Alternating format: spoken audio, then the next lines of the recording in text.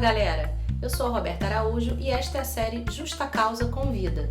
Através de lives no Instagram, eu conversei com pessoas de várias áreas, atores, historiadores, escritores, juízes, sobre temas interessantes que têm ligação direta com o trabalho feito pelo Justa Causa. A receptividade foi grande e agora você poderá ouvir esses bate-papos quantas vezes quiser. O Rubens Casara é o juiz de direito aqui do Tribunal do Rio de Janeiro e ele é autor de vários livros, né? Dentre eles o Processo Penal do Espetáculo e o Estado Pós-Democrático. E são neles que a gente baseou para fazer o tema, né, da live de hoje, né? E o Rubens é um cara que eu tenho profunda admiração, estagiei com ele, eu aprendi bastante. E aí eu posso afirmar que se a gente tivesse mais juízes como ele, a gente não estaria provavelmente num estado pós-democrático, né? E aí eu queria começar com isso, Rubens. Você pode explicar para quem ainda não sabe o conceito de estado pós-democrático? O Estado pós-democrático é a forma estatal que se dá a partir da chamada racionalidade neoliberal. O Estado neoliberal é forçosamente um Estado pós-democrático.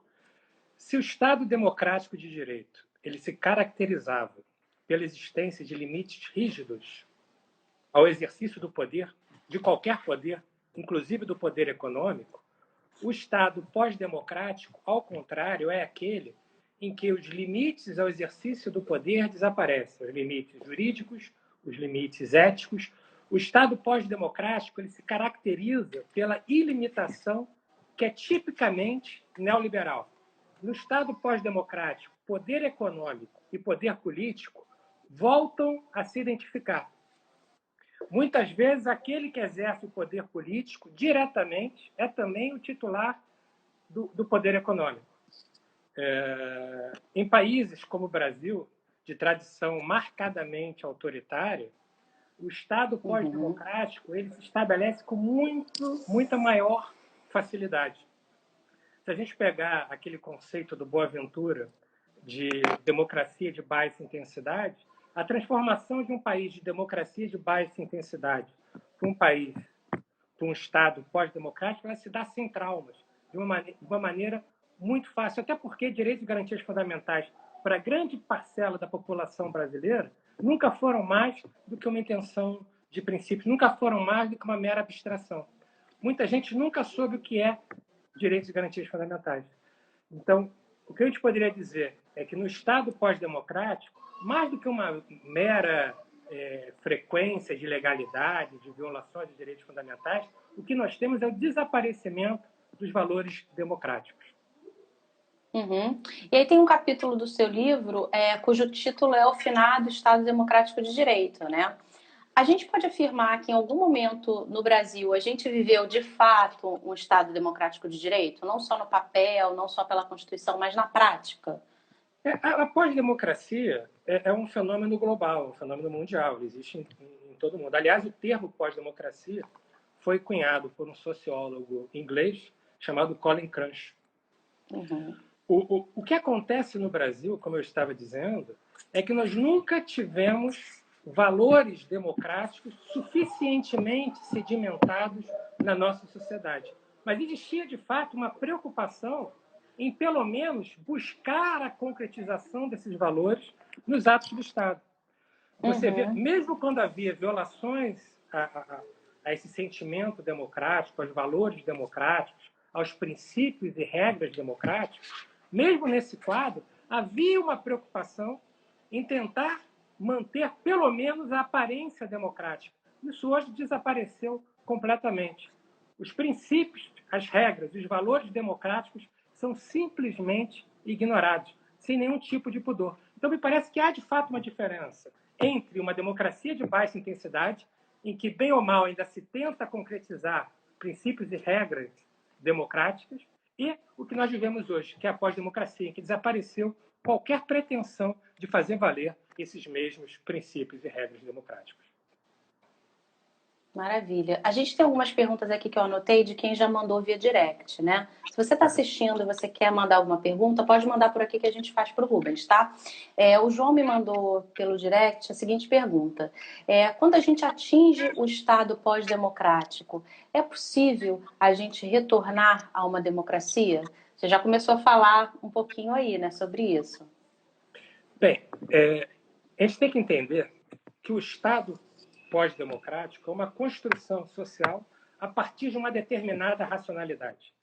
O que se entende por racionalidade? Racionalidade é, por definição, um modo de ver e atuar no mundo. Então, nós temos um modo de ver e atuar no mundo que leva à pós-democracia, a essa democracia falsa, uma democracia em que não há nem soberania popular, não é o povo que decide o que fazer, e sim as grandes corporações, e nem respeito aos direitos e garantias fundamentais, aquilo que o Ferraioli chama de conteúdo material da democracia. Então, é essa racionalidade que autoriza a superação da democracia e a concretização da pós-democracia.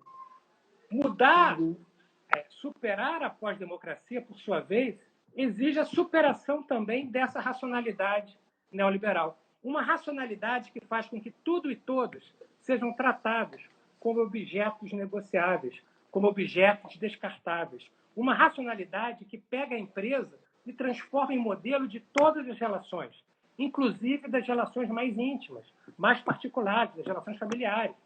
Cada um passa a se ver, a se perceber como empresário de si. Ou seja, como uma pessoa, uma empresa que vê o outro, o que está do lado dele, não como um ser digno de respeito, mas como uma empresa concorrente, como um adversário. Essa ideologia da concorrência, que não raramente se transforma também numa ideologia do inimigo, que vê o outro como alguém a ser derrotado, a ser destruído, é que permite a pós-democracia, que permite a naturalização da violação do direito do outro, que vê o outro como um ser descartável. Se nós conseguirmos mudar essa racionalidade, e existem várias propostas para isso, nós conseguimos acabar também ou superar o Estado pós-democrático. Qual é a grande sacada do neoliberalismo, entendido não como uma teoria política, uma teoria econômica, um modo de governo ou um regime de verdade, mas como uma racionalidade? A grande sacada é que ele se apresenta como se fosse natural, como se fosse a única opção. Se nós conseguirmos superar essa racionalidade que se apresenta falsamente como a única possível e colocarmos no lugar dela uma outra racionalidade, por exemplo, a racionalidade do comum, em que a democracia é construída por cada um de nós coletivamente, em que cada um de nós se torna responsável pelo que constrói, nós iremos superar o Estado pós-democrático e poderemos pensar também no retorno desse tipo ideal que é o Estado democrático de direito, que também é uma construção histórica. O Estado democrático de direito surge como tipo ideal após a Segunda Guerra Mundial, como uma tentativa de criar um modelo que servisse de obstáculo ao retorno da barbárie. E qual é o principal obstáculo ao retorno da barbárie? Os direitos e garantias fundamentais. Os direitos e garantias fundamentais, eles podem ser tidos como conteúdo normativo disso que eu estou chamando aqui de racionalidade do comum, na medida em que os direitos e garantias fundamentais pertencem a cada um de nós. E aí, pegando esse seu gancho sobre o neoliberalismo, a Maria Francisca, aliás, um beijo para ela, ela está perguntando como é que você vê esse paralelo entre o neoliberalismo e o conservadorismo, e se existe uma crise do neoliberalismo ou da sua máxima concretização. Me parece que o neoliberalismo tem uma característica que não é muito estudada, que é a sua plasticidade. Ele vai se adaptando às várias circunstâncias concretas, aos vários contextos históricos, às várias ideologias. Por exemplo, hoje a gente vê nitidamente que existem dois grandes modelos do neoliberalismo. De um lado, o neoliberalismo que a gente poderia chamar de clássico. Sei lá, temos como exemplo aqui no Brasil Fernando Henrique Cardoso, Clinton nos Estados Unidos.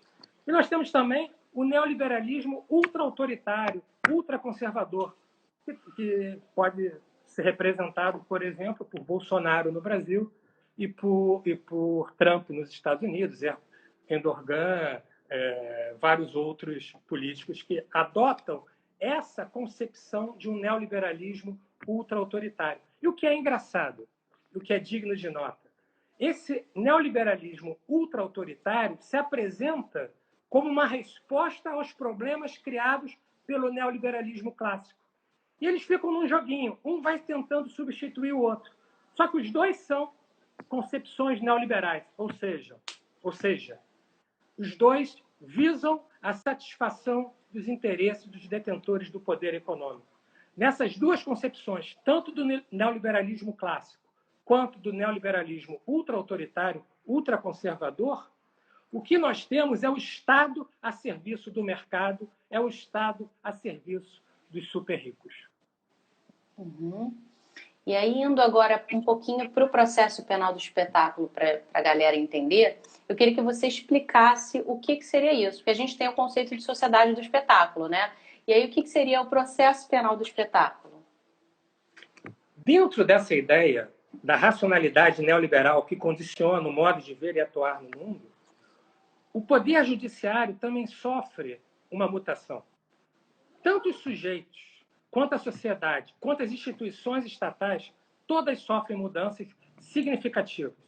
O poder judiciário ele passa a ter basicamente duas finalidades. A primeira é homologar as expectativas do mercado, as expectativas dos detentores do poder econômico. A segunda é o controle da população indesejável. E quem são os indesejáveis? Primeiro, os pobres, que não interessam aos donos do poder econômico.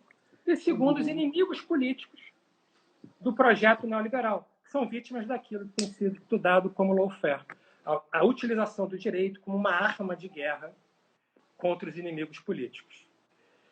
A racionalidade neoliberal, como eu já disse, transforma tudo e todos em objetos negociáveis. Por exemplo, os valores da jurisdição penal democrática, que o Ferraioli diz que são a liberdade e a verdade, se tornam, a partir da racionalidade neoliberal, também valores negociáveis. A delação premiada talvez exemplifique muito bem isso. Você pega a verdade e liberdade e negocia com eles. Você substitui a verdade por versões, por informações que atendem ao desejo do inquisidor, e você dá a liberdade para aqueles que cedem, que falam aquilo que o inquisidor quer ouvir. Dentro dessa lógica, também o processo se transforma numa mercadoria. E ele pode se tornar, atendendo a determinadas circunstâncias, em uma mercadoria muito valiosa, a uma mercadoria espetacular. O espetáculo aparece como uma mercadoria. E qual seria a grande, como eu diria, a grande sacada do processo penal de espetáculo? É que ele é um procedimento dirigido a partir de um enredo. Nós teríamos o primado do enredo sobre o fato.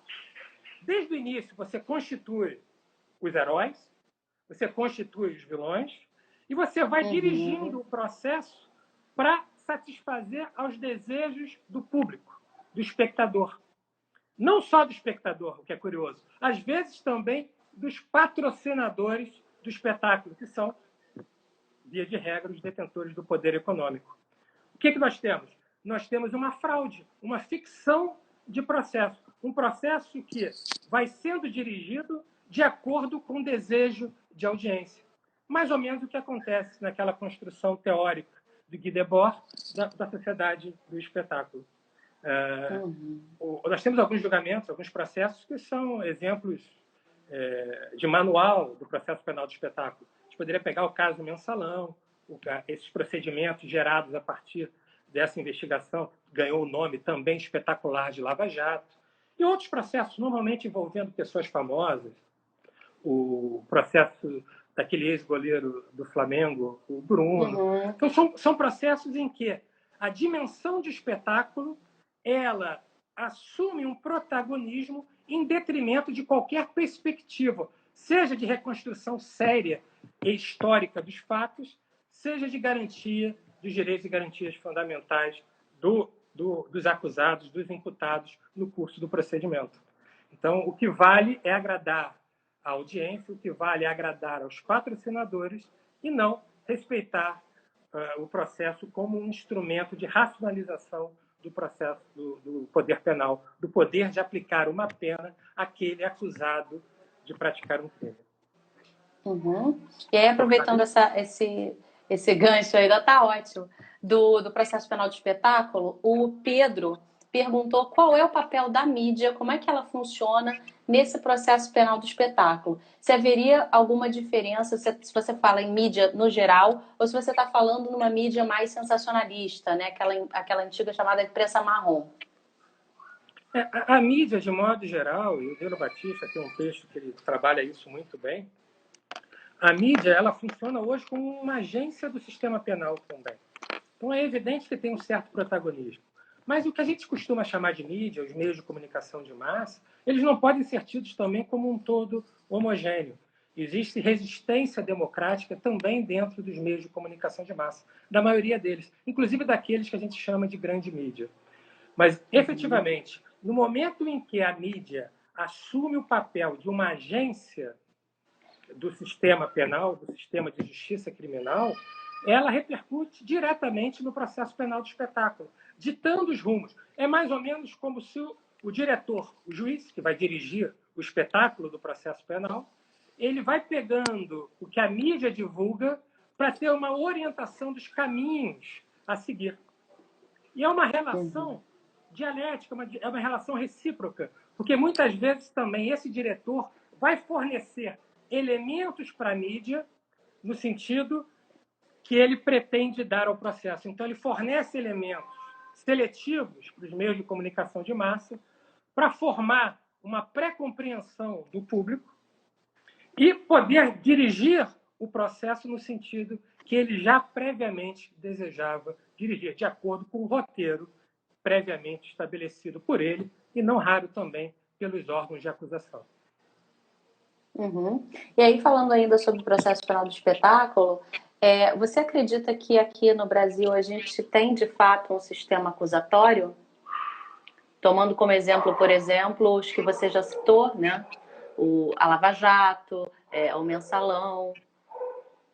A prática no Brasil é uma prática inquisitorial, apesar da normatividade constitucional indicar para o sistema acusatório. Basicamente, qual seria a principal característica? Aqui eu estou com o professor Jacinto Nelson de Miranda Coutinho, no sentido de que o que caracteriza o sistema inquisitorial, o modelo inquisitorial, é a gestão da prova na mão dos juízes. Né? O juiz decide que prova produzir, quando produzir, e não as partes. Você tem uma ruptura da desejada inércia que assegura o sistema acusatório para ter um juiz ativista. No caso do processo penal do espetáculo, um juiz que dirige o enredo, muitas vezes escreve o enredo antes mesmo de qualquer prova ser produzida. Com isso, você inviabiliza qualquer pretensão democrática, qualquer pretensão acusatória. Não são as partes que dialeticamente constroem a solução justa do caso penal. É o juiz que dirige o processo visando um determinado fim para agradar uma determinada parcela da sociedade.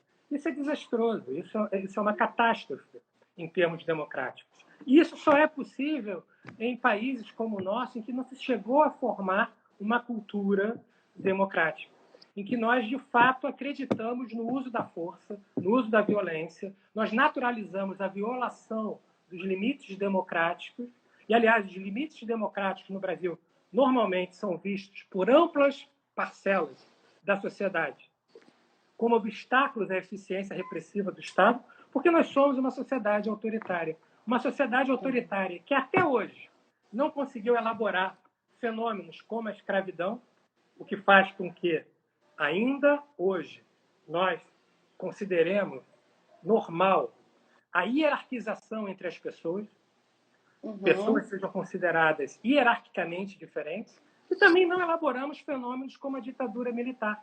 Muita gente tem uma visão romântica da ditadura militar, aquilo que o Bauman chama de retrotopia, né? Quer dizer, eles desejam o retorno da tranquilidade vivida, vivenciada na ditadura militar, mas uma realidade fake que nunca existiu. Uma realidade em que a ditadura, por exemplo, não teria corrupção, quando a realidade é uma ditadura extremamente corrupta, não só no Brasil, como na maioria dos estados que viveram a experiência democrática, a experiência autoritária nas décadas de 70 e 80, de 60, 70 e 80 do século passado.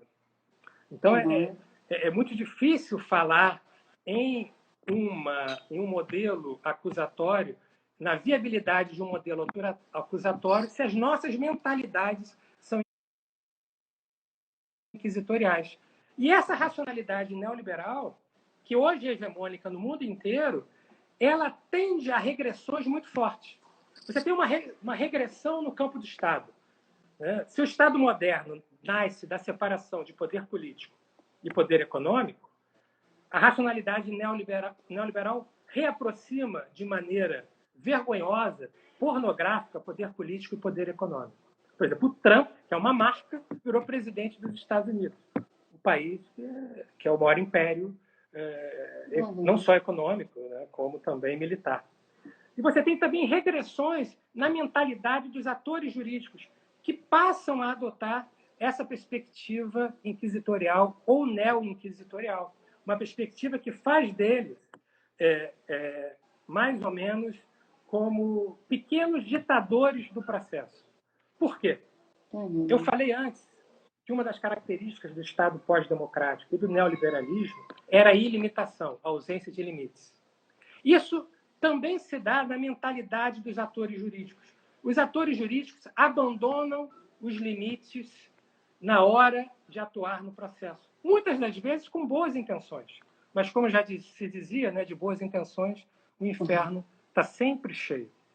Então, eles abandonam os limites, eles abandonam o limite simbólico, o limite da lei, o limite da Constituição, e passam a trabalhar num mecanismo que é tipicamente paranoico, num mecanismo que é tipicamente psicótico. Eles abandonam a lei simbólica, a Constituição, os códigos de processo penal, os limites democráticos, e passam a trabalhar a partir de uma lei imaginária, de uma lei que está na cabeça deles, que eles acreditam ser a melhor lei, ser a lei que vai fazer a justiça. Isso é tipicamente o mecanismo da psicose, é tipicamente o mecanismo da paranoia. Não por acaso tem esse quadro mental paranoico na hora de atuar. Eles trabalham com certezas delirantes que pré-existem à instrução, que já existem antes mesmo da instrução dialética, da produção de provas, e a sentença já vai estar dada a partir dessas certezas delirantes, certezas que não admitem contraste, que não admitem contraditório e coisas do tipo. Ou seja, não admitem democracia. Né? Sim, sim. Leonardo Rodrigues está te mandando um abraço. Manda um beijão para você. Estão falando aqui, ó, os defensores públicos brasileiros somos fãs do professor Casara. Todo mundo é. Tem uma outra pergunta aqui. Tem uma pergunta aqui muito legal da Vanessa, que eu acho que tem a ver com o que a gente está falando do sistema acusatório, e, enfim. Se você acha que a figura do juiz de garantia vai contribuir ou não para o sistema acusatório. É um instituto tendencialmente democrático, um instituto que nasce da necessidade de se preservar o modelo acusatório, ou seja, nasce da necessidade de se preservar a imparcialidade do juiz. É um juiz que não deve se contaminar com aquela produção pré-processual, aquela produção que se dá na fase de persecução pré-processual, na investigação preliminar, aqueles elementos inquisitoriais. Quer dizer, tenderia a reduzir o arbítrio e os abusos no processo penal. O problema é que nada adianta instituições tendencialmente democráticas se a mentalidade persistir no plano inquisitorial. Se continuarmos com mentalidades inquisitoriais, o juiz de garantias não vai ser um juiz de garantias, vai ser um novo juiz de repressão que trabalha com esses elementos pré-processuais, com esses elementos inquisitoriais. A Fê está perguntando para você em que medida o processo penal do espetáculo se fortalece ou não na visão do processo penal pela teoria dos jogos. A teoria dos jogos, ela procura dar uma resposta a dinâmica, procura explicar a dinâmica real de um processo. Mas ela está mais ligada a uma perspectiva utilitária do que uma perspectiva que nós poderíamos chamar aqui de normativa constitucional. O fato das pessoas jogarem com os valores democráticos não significa que se deva jogar com os valores democráticos.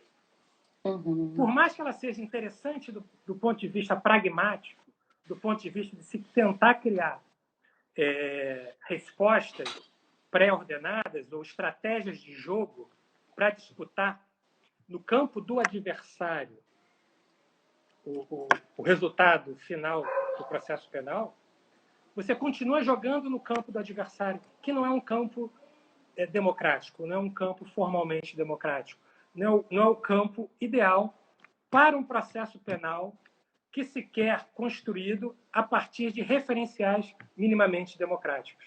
Então, eu entendo professores como Alexandre Moraes da Rosa, que defendem a teoria dos jogos, que trazem com muita maestria, com muita inteligência a teoria dos jogos para o processo penal, mas a gente tem que ter em mente claramente que você está jogando com valores que, por definição, não poderiam ser objeto de jogo, não poderiam ser negociáveis. Você só consegue trabalhar no plano da teoria dos jogos se você admitir concessões, muitas vezes, contrárias aos valores democráticos. Você tenta, efetivamente, como o Alexandre muito bem faz, cercar as estratégias de uma feição democrática, formatar essas estratégias de uma maneira democrática. Mas nem sempre isso é possível. E você, quando faz isso, você está admitindo que a outra parte está jogando fora das regras democráticas. Então, me parece que a teoria dos jogos não deveria ser importada como uma resposta única ou a melhor resposta a essa crise da democraticidade no processo penal. Me parece que a gente tem que ressignificar valores, a gente tem que ressignificar o processo penal, as formas processuais como garantias. Isso passa, primeiro, por abandonar essa racionalidade neoliberal. A teoria dos jogos ela se dá ainda dentro dessa racionalidade neoliberal, que negocia com democracia, que negocia com liberdade, que negocia com o valor verdade. Uhum.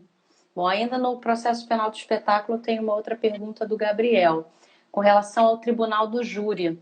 Se você entende que o Tribunal do Júri é de fato um instituto democrático, na prática. Tudo bem, nós estamos sendo julgados por nossos pares, mas eles não seriam influenciados por essa mídia? Não seria melhor serem julgados por um juiz que tem noção, completa noção do processo penal e de todas as leis? Olha, aí a gente tem que trabalhar algumas premissas. Primeiro, o juiz togado não é influenciado pela mídia. O juiz togado não quer sair na capa da Veja como novo herói da luta contra o crime.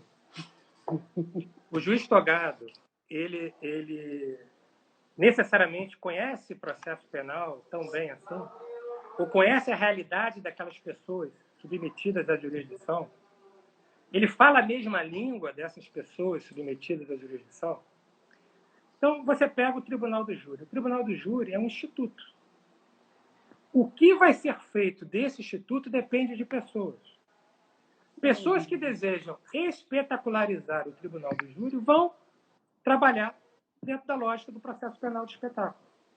Agora, isso necessariamente se dá? Não. Existem modelos que privilegiam o julgamento pelo corpo de jurados em que não se dá a espetacularização. Por exemplo, existem países em que não se pode filmar o rosto do réu, que não se pode comentar sobre o que acontece no julgamento na mídia, produzindo pré-compreensões autoritárias sobre o julgamento. Tudo isso são opções, mas são opções que são adotadas a partir de culturas. Culturas democráticas tendem a não espetacularizar o julgamento.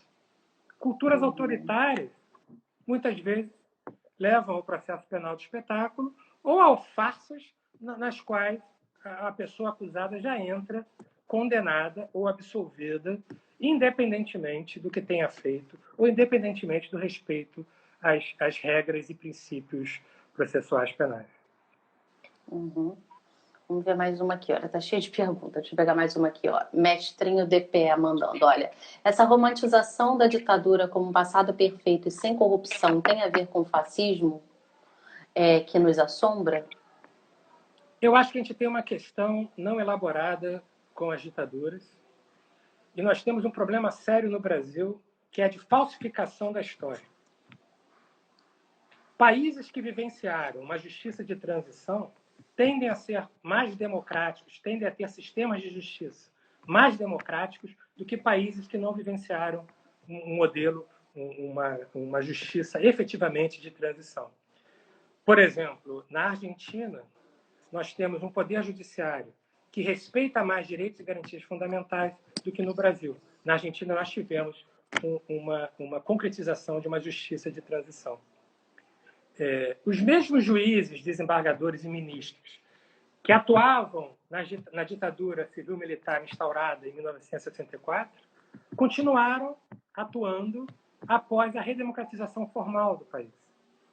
E não só isso, continuaram muitas vezes direcionando quais seriam os novos juízes, os novos promotores, os novos defensores, os novos advogados que exerceriam as funções depois.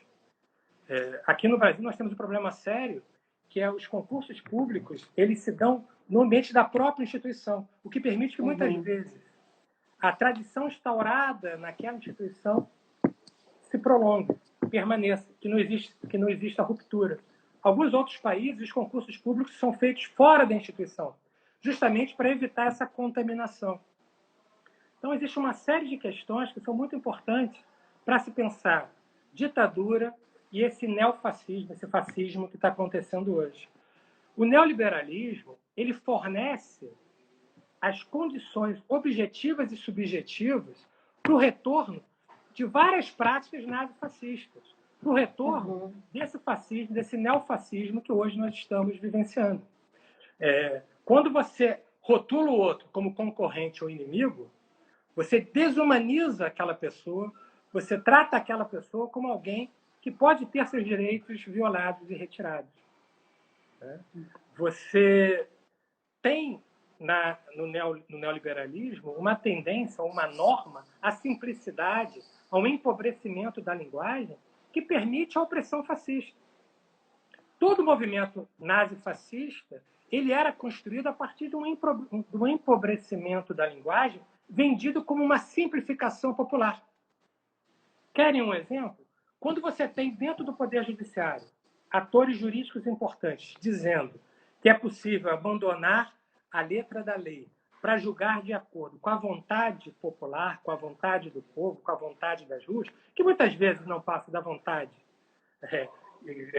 verbalizada através dos meios de comunicação de massa, que atendem interesses econômicos muito bem definidos. Mas quando você fala nisso, de abandonar o simbólico, a Constituição, a normatividade constitucional, para julgar de acordo com a vontade das ruas, com a vontade popular, com a voz das ruas, eles estão reproduzindo aquilo que Carl Schmitt falava na Alemanha.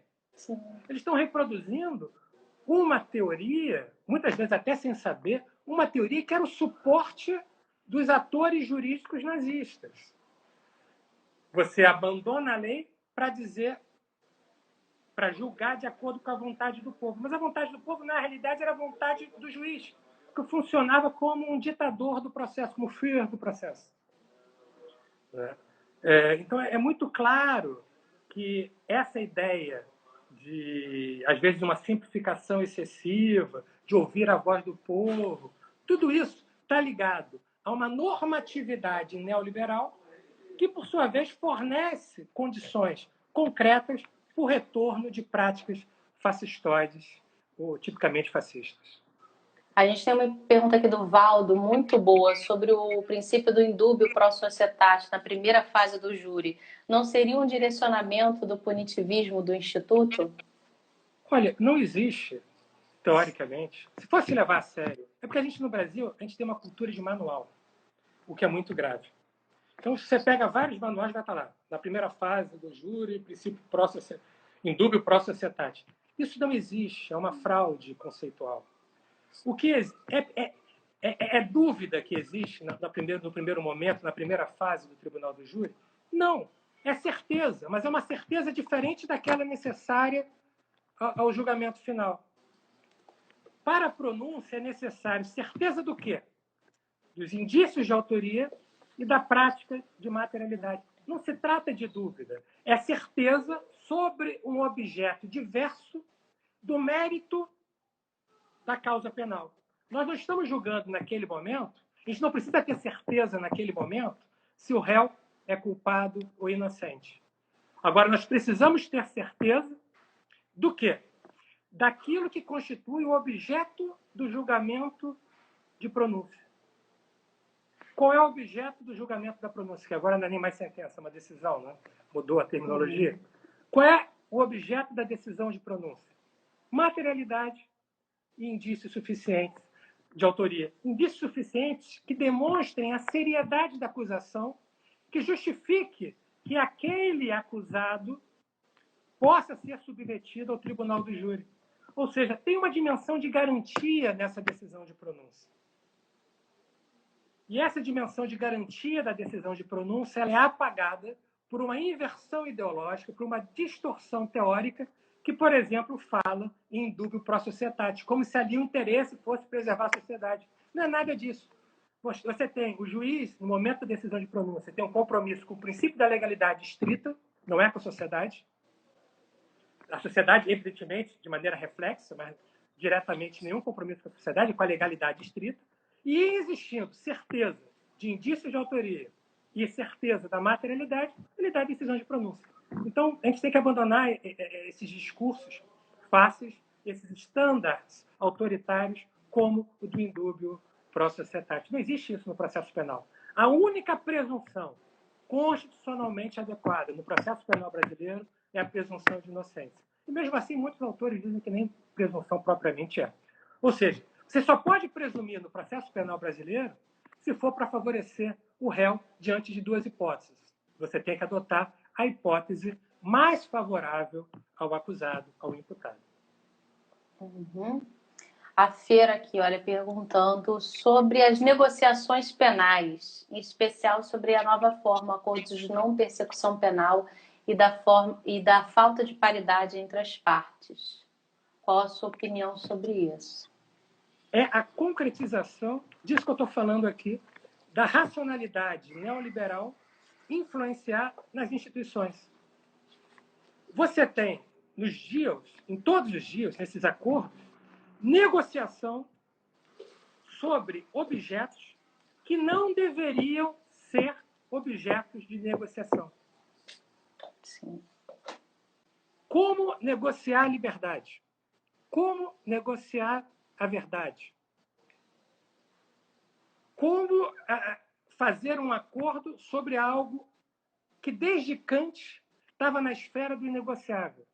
Percebam a regressão que nós estamos vivendo no processo penal, não só no Brasil, mas principalmente no Brasil, uma regressão pré-kantiana. Nós estamos cada vez mais pré-modernos. Do ponto de vista das mentalidades, nós estamos atuando com mentalidades inquisitoriais.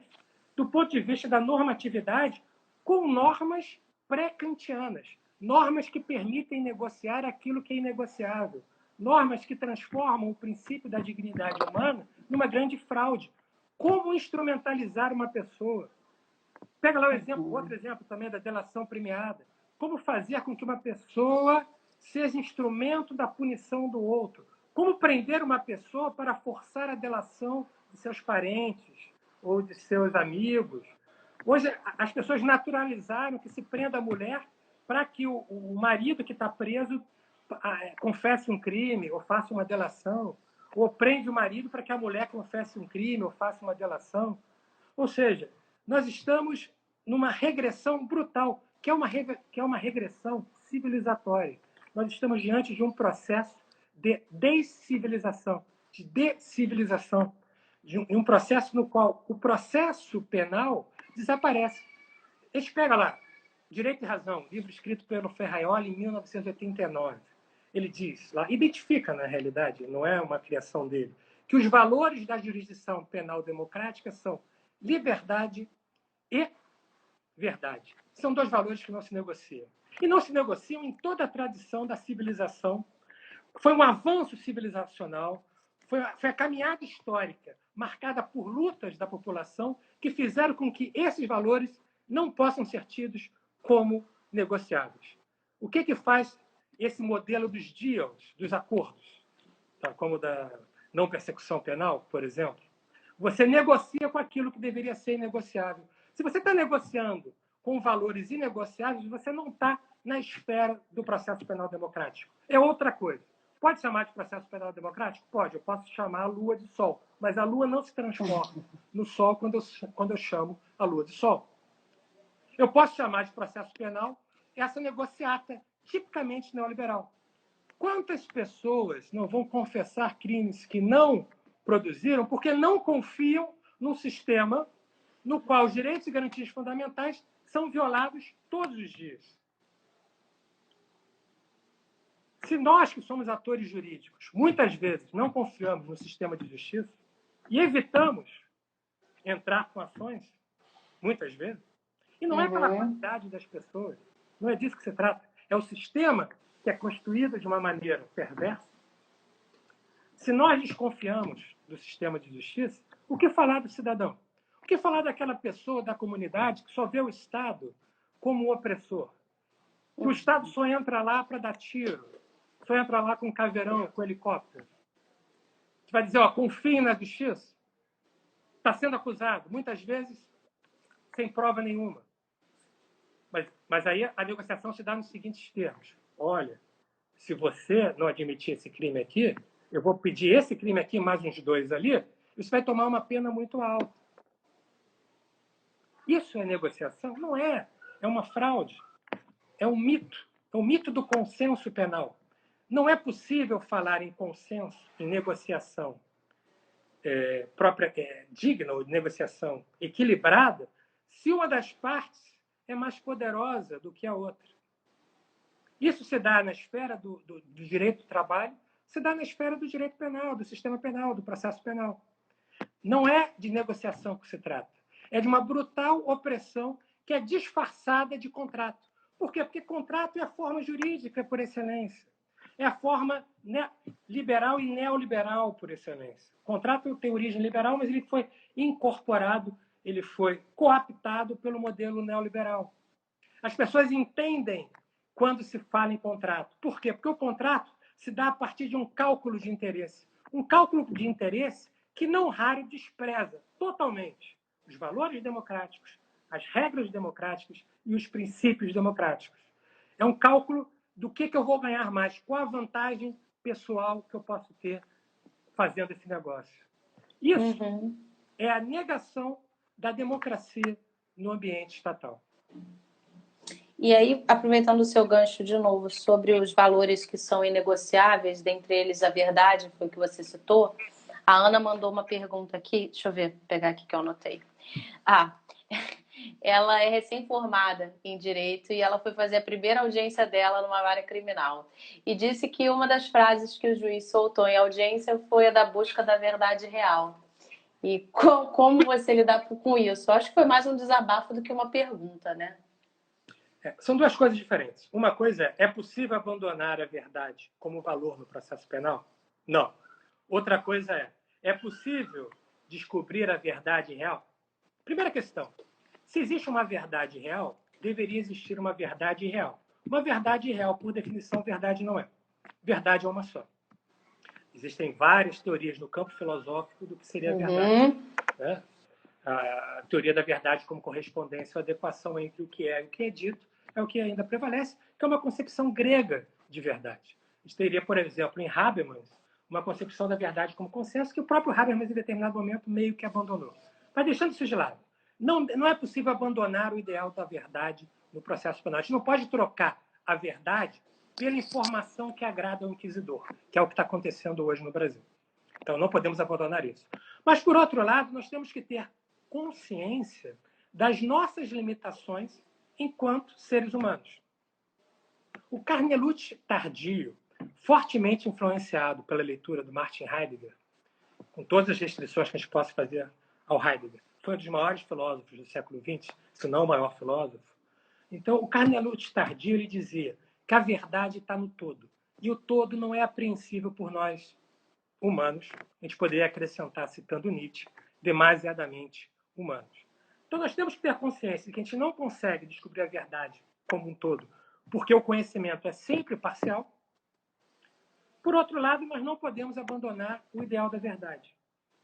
Agora, buscar a verdade real é um mito autoritário que, do ponto de vista histórico, sempre foi utilizado para que o juiz persiga ou concretize no processo as suas certezas delirantes. Para que o juiz dê a decisão que ele quer, independentemente da atuação dialética das partes. Sempre foi uma desculpa para o juiz condenar. Quando você fala em nome da verdade real, primeiro, você está melando o devido processo penal. Você está melando as regras do jogo democrático e o sistema acusatório. E você faz isso para ajudar sempre a acusação, já que a dúvida, pela normatividade constitucional, sempre favorece ao réu.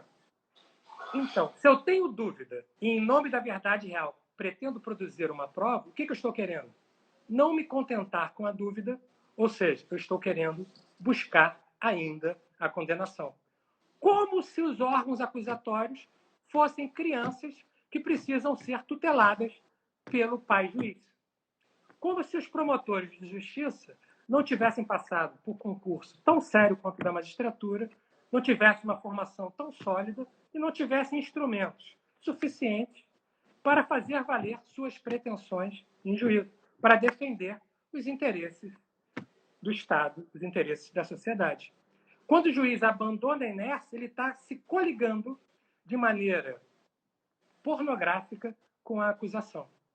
E isso também é um problema que nós, no Brasil, naturalizamos diante da natureza autoritária, diante dessa pouca cultura democrática de toda a sociedade, que também é a pouca cultura democrática dos atores jurídicos.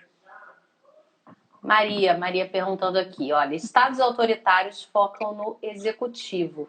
O neoliberalismo empodera o judiciário. Temos um combo do mal hoje? O que sobra de espaço de luta? Eu não concordo com essa afirmativa da Maria. Eu acho que o neoliberalismo atinge todas as instituições, logo todos os poderes. A gente não pode pensar o neoliberalismo como uma teoria econômica, como eu já disse, não pode pensar como um regime de verdade próprio, como um modo de governo. Ele é muito mais do que isso. Ele é a maneira como a maioria das pessoas pensa e age no mundo. Nós fomos formatados, e nós poderíamos dizer como, os meios de produção de subjetividade, as telinhas, a televisão, o smartphone, as fake news. Bem, existem as instituições, as escolas, o próprio poder judiciário, tudo isso faz uma formatação neoliberal das mentes. E essa formatação vai repercutir na maneira concreta como todas as instituições atuam. O que eu acho que hoje é um pouco diferente de alguns anos atrás é que essa racionalidade neoliberal ela está agravada por uma perspectiva extremamente conservadora e ultra-autoritária do Estado. Muito resumidamente, porque não dá tempo de aprofundar.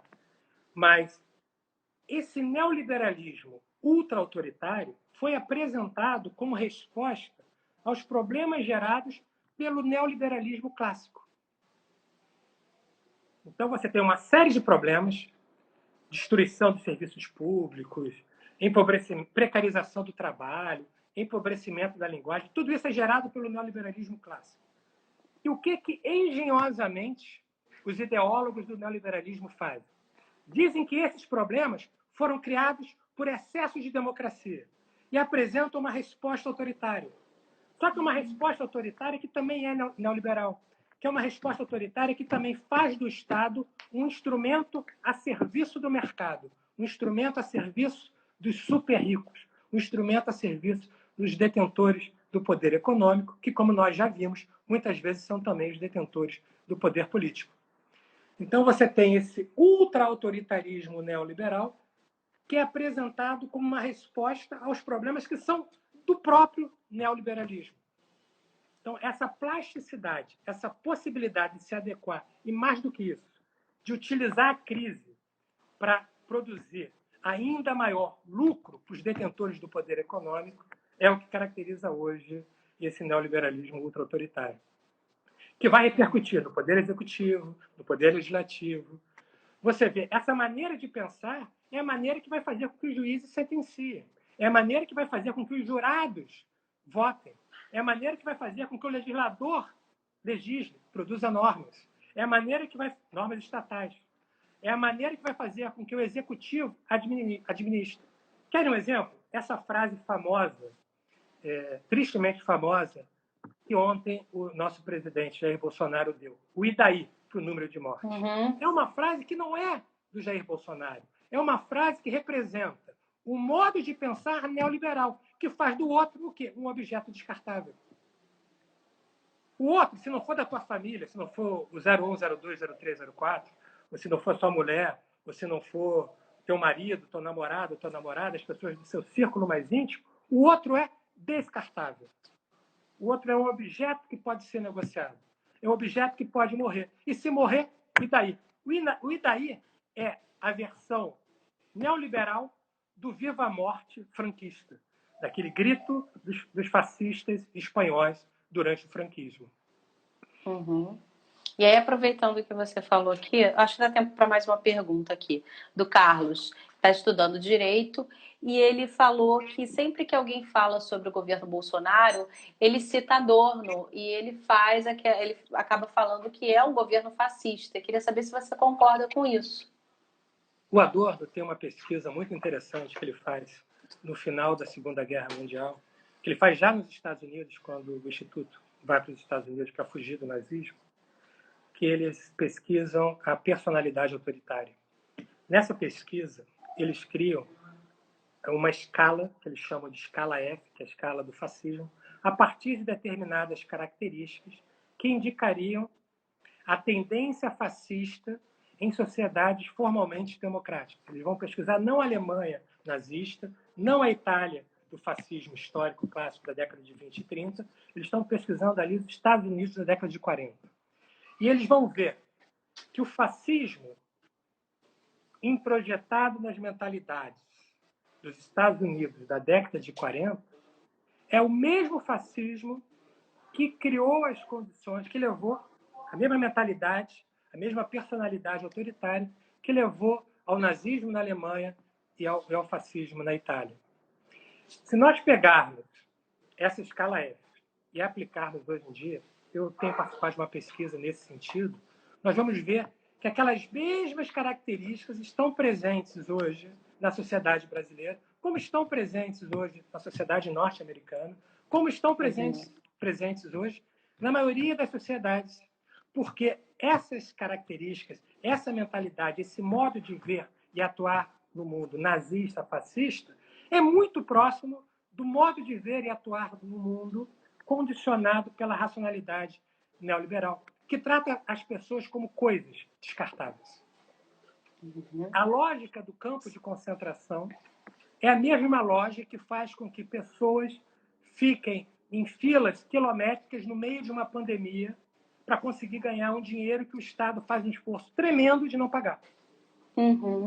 É uma lógica que trata o outro como objeto descartável, como alguém matável, para citar uma expressão não do Adorno, mas do Agamben, ou do Achim Mbembe, o pensador de Camarões que dá aula atualmente na África do Sul. O Achim Mbembe, ele diz isso. Nós temos hoje pessoas matáveis, é a necropolítica. E essas pessoas matáveis são matáveis por quê? Porque existe uma personalidade autoritária que já havia sido identificada por Adorno e pelos pesquisadores do Instituto de Pesquisa Social nos Estados Unidos e que hoje também é facilmente identificada, não só na sociedade, como também dentre os atores jurídicos. Maravilha. A nossa live está acabando. Então, eu só posso agradecer você, Rubens, por você conversar comigo. Você sempre conversa quando eu peço, né? Você é o meu mestre, sempre foi, sempre E é um será. prazer enorme estar falando com você, matando a saudade em meio a essa crise É, sanitária brutal. E é pois bom é, eu isso, espero que um estejam bem afeto aí. pela live. Embora o Ai, com excesso de certeza. lives esteja sendo uma coisa que anda me incomodando, né? É O pessoal, muita, né? muito. Hoje tem umas 20 lives ao mesmo tempo. O pessoal tem dito, Deus me live, né? Quer dizer, você fica Não, mas perdido. as suas, assim, são muito importantes. Poxa, obrigado. Pô, não, é importantíssimo. Passou muito rápido. Eu queria ter falado sobre muito mais coisa, mas não deu tempo. Mas Ah, você depois a pode gente ter faz outra. certeza que eu É vou. legal. Não, eu vou ficar te enchendo o saco. Mesmo que não for em live, eu vou te mandando pergunta e a gente vai trocando uma ideia. Você tá bem por aí? Na medida do Na possível? medida do possível. Ah, Na então medida do tá. possível. Então É agradeço a legal todo uma mundo. questão, pelo menos, diante desse caos, diante dessa crise, diante dessa tragédia toda. O número de mortes cada vez aumenta mais. E o pior,